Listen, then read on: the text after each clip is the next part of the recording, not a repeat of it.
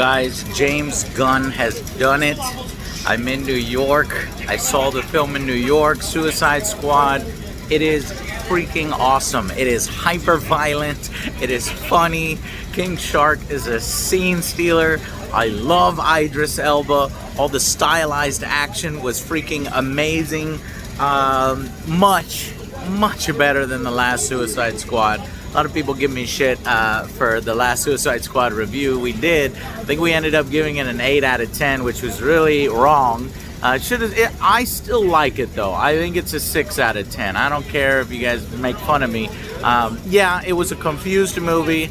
You could tell that the studio definitely interrupted a lot of his original vision, but with James Gunn, they did not fuck with the man. You don't fuck with James Gunn, right? You're getting him on loan from Marvel, and it worked out quite well because the film has so much charm. It's so funny. It gives a backstory to the more important squad characters, but there's like 20 of them, and as you know, somebody's always got to die. Last movie, it was other Joe's character, Slipknot, but I won't say who bites the dust in this one, but it's actually quite surprising and not surprising at the same time. So very funny film. I freaking love it. I took some notes as we were in the theater, and just to refresh my memory, music is really good.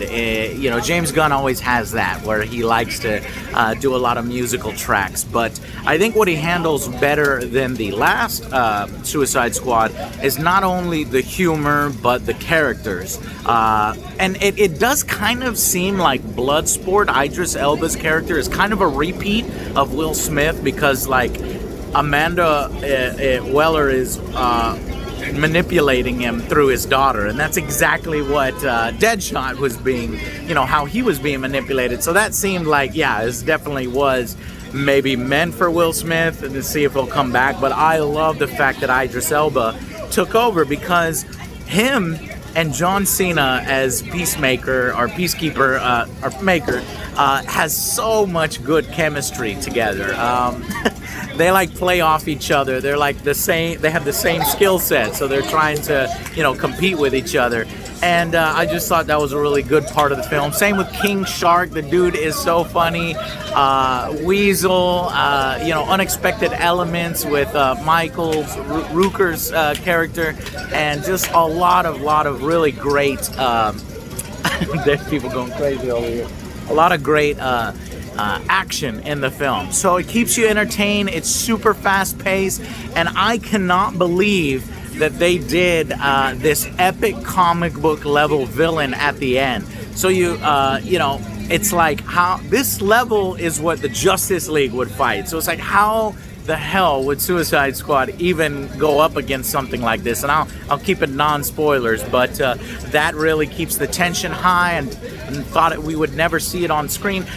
It's like, man, I kind of wish they would have saved it for one of the other films, but no. It is just so awesome that James Gunn just throws everything at the wall, and he's just so perfect for these comic book quirky style films. I want him to stay in the DC universe. We got to give him back to Marvel for Guardians, but I think he would do good with Lobo, maybe a sequel to this. It does kind of seem, there's 2 stingers at the end, so stay for them. It does kind of seem like they're setting up a sequel. I think they're actually doing something with John Cena's character on HBO Max. He's going to have his own series, which is surprising, because honestly, other than the banter between Bloodsport and him, he was kind of the least interesting. I liked all the other characters. Harley Quinn, of course, gets badass scenes. She has kind of almost like a love story with the sexy, Latin, a dictator of this island, and of course craziness happens. And then James always has these very colorful scenes. You've seen it in the trailer, like the flower bloom when she's firing machine guns, and it's like, so that's all over the film. Especially some awkward text, interludes where leaves will form in, and next up, or Operation Harley Quinn and fire, but it's all a part of his stylistic vision, and you could tell WB just let him do whatever he wants, and that's the way it should be done. So unfortunately, Ayers, got screwed over by having his, completely fucked with WB. I would like to see his cut, because he keeps talking about how his cut is better, and he wishes James Gunn luck. Well, James Gunn didn't need the luck because he's got the talent, and he did an excellent film. So I'm thinking, you know, by the time I got done with it, I'm like 8, 9, and because there was like this epic fight sequence even after the film was kind of, you know, done. There was like a reveal, a twist, but then they kept going, right, with this epic comic book villain that you don't expect. I want to bump it up to a 9. So I think 9 out of 10. This is how the Suicide Squad should be done. I hope James Gunn does more in the DC universe. Maybe, you know, Lobo, maybe another Suicide Squad. Right at the end, I was almost fooled by, I thought Superman, I know, it's so stupid. I thought Superman was going to be in it, but it's the Atlas logo, like he's holding up the earth, and it looked like a cape, and I was like, oh my God, is it?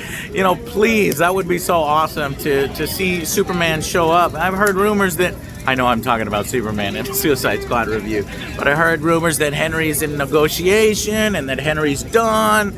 I don't know. I just hope that, you know, more successes like this is always good for the DC universe, and keep it up. Hire talented writers, hire talented directors, and make movies like this, because we'll go see these, all right? So a success for DC from a Marvel guy. Let's get him back on loan, all right? Well, thank y'all guys so much for watching. That was my non-spoiler review, and if you don't want spoilers, you know, peace out right now, okay? Because I'm going to spoilers. Okay, so the spoiler section. I did not expect Captain Boomerang to die. So Jai Courtney's character is dead. He gets like fucking decapitated and exploded by a helicopter in the first mission. So that was a major character. I turned to my girl. I was like, that's a major character from the first film. Rick Flag dies. I didn't expect that. I forget Michael's character, Zandu's character from Marvel, he was like the expert or something like that. He runs away in this suicide mission, and Amanda blows his head off. The Weasel apparently dies because he can't swim. That was a funny joke, this Weasel guy. But it turns out one of the Stingers, Weasel, is alive, and he just, you know, coughs up water, and he walks off into the island with his funny little language. So are they hinting that we're going to see more Weasel, maybe in Peacekeeper or Peacemaker? I don't know. And then they do hint, because this sort of twist I was talking about is that John Cena's character is actually working for Amanda Waller, and Starro is in the film, right? And they captured it from space. And if you know Starro, he's on the level of fighting the Justice League. Like the Justice League all had the fish stars on their face, and they turned into basically his puppets and zombies. So it's like, how is the Suicide Squad going to go up against them? And what is such a high-level threat doing in this third world country? Turns out the U.S., you know, had an agreement with the country, and that was secret information, and that they wanted to keep, Amanda wanted to keep secret, and she was using John Cena's character, Peacemaker, to, you know, keep that hidden. And Rick Flag was going to expose it, and because, you know, he's the soldier, he's a good guy, and he dies. I did not expect that. John stabs him in the heart. It kind of sucks, because I was kind of liking Rick Flag a lot more in this one than I did the last one. The last one, he kind of lacked personality. This one, you know, he didn't have a whole lot to do, but you know, it felt like a better version of Rick Flag. And it seems like he had rapport with Harley Quinn for sure. They didn't really show many scenes of what was going on there, but that probably carried over from the last film, which may or may not have happened in this universe. It's hard to tell with this kind of reboot. But yeah, Starro was crazy. A fucking kaiju up in the film. Like, that is major payoff. That is a major climax. And of course, he released all his little stars, and he was making zombie armies, and Idris has all these like little weapons on his suit, and he was like fixing it. It was just fucking amazing. I'm running out of battery. I'm running out of space, so I gotta make this quick. I got 1 minute left. I just thought it was awesome. Amanda, though, gets knocked out because she's about to kill the whole team, because they want to take out Starro at the end because they've grown big hearts.